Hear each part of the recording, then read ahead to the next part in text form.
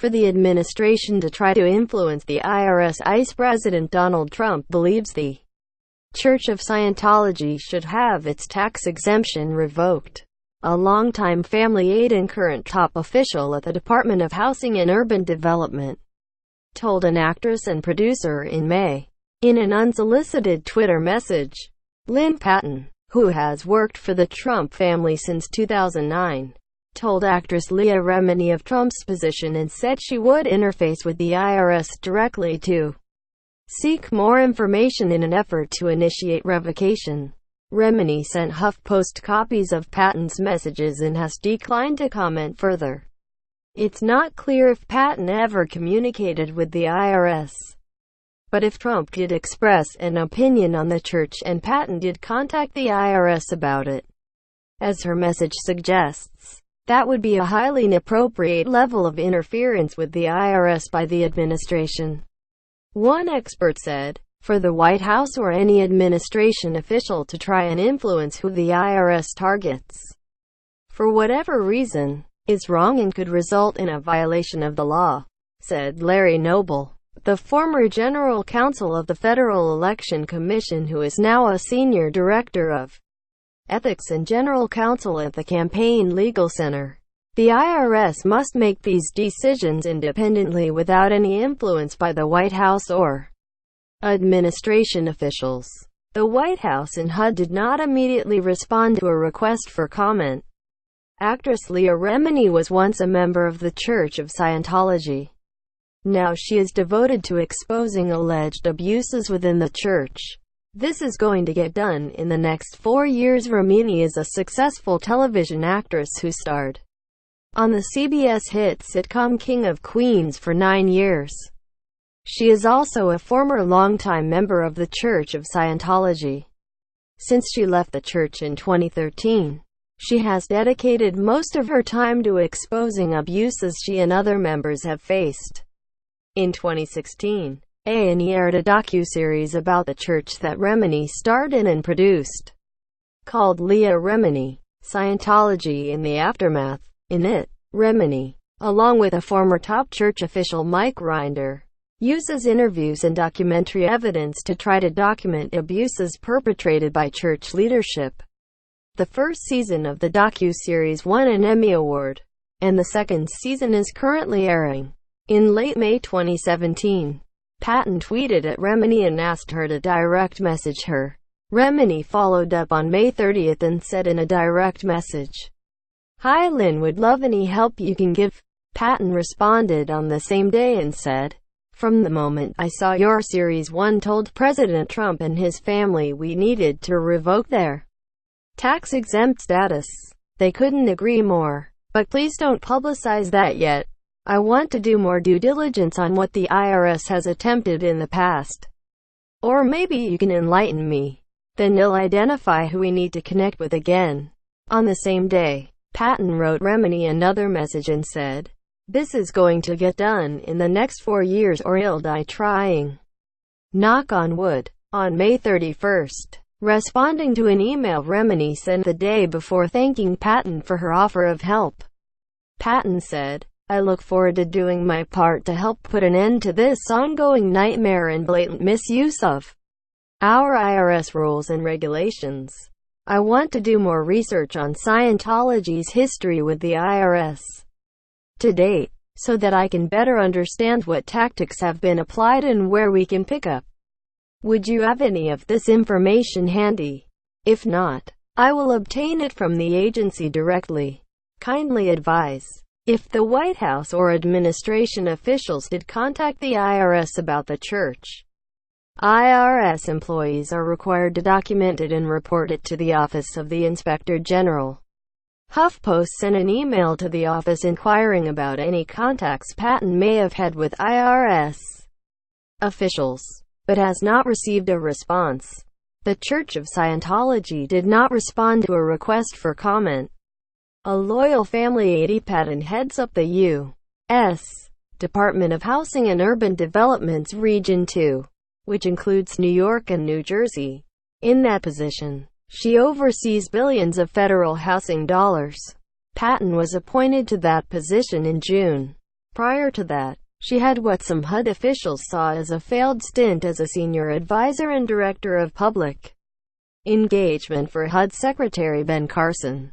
Politico was the first to report that Patton butted heads with Carson's staff. She organized a national tour for Carson as HUD Secretary which failed to gain attention and abruptly ended after Carson got stuck in an elevator at a HUD housing project. Lynn Patton speaks at the Republican National Convention in Cleveland, Ohio. On July 20, 2016, Patton has faced other controversies in the past few months.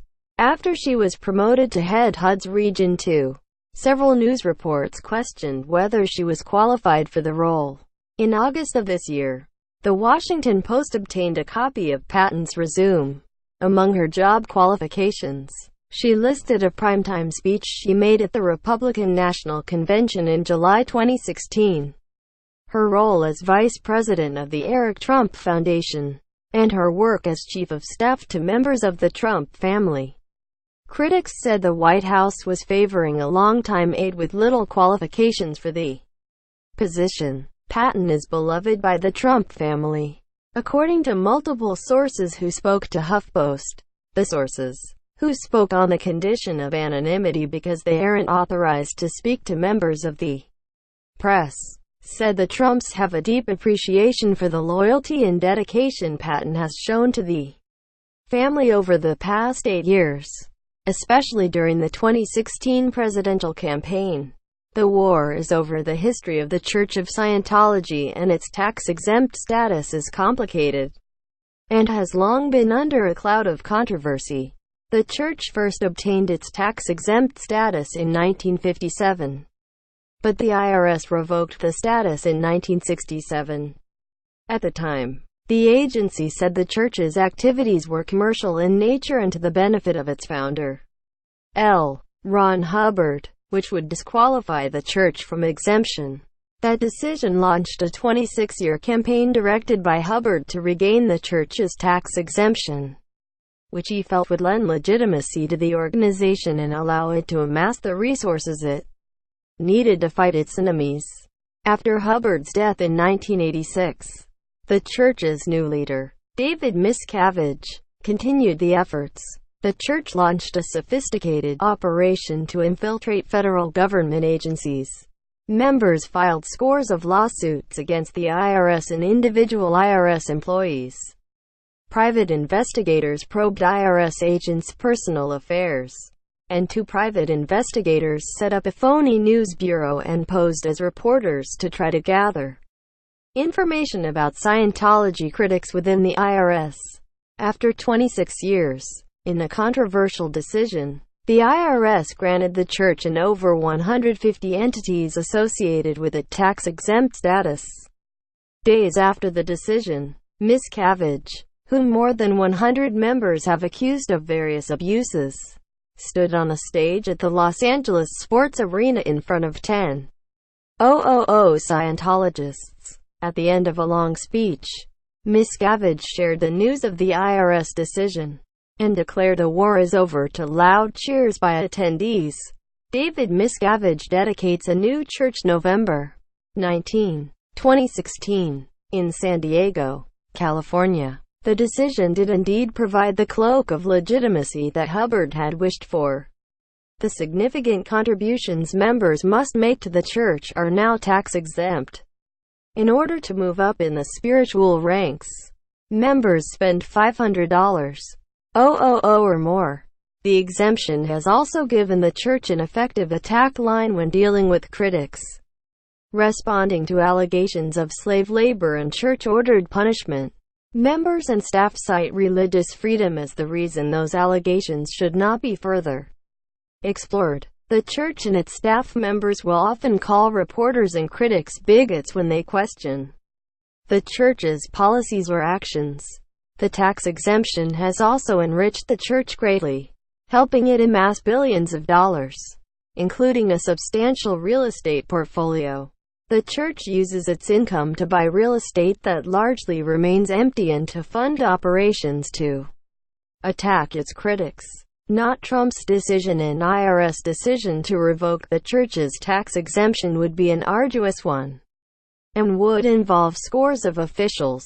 It is not a choice the president can make, according to two former top IRS officials who spoke to HuffPost. The officials spoke on the condition of anonymity because they represent clients who have matters before the IRS and don't want to interfere in those matters by speaking publicly to a reporter.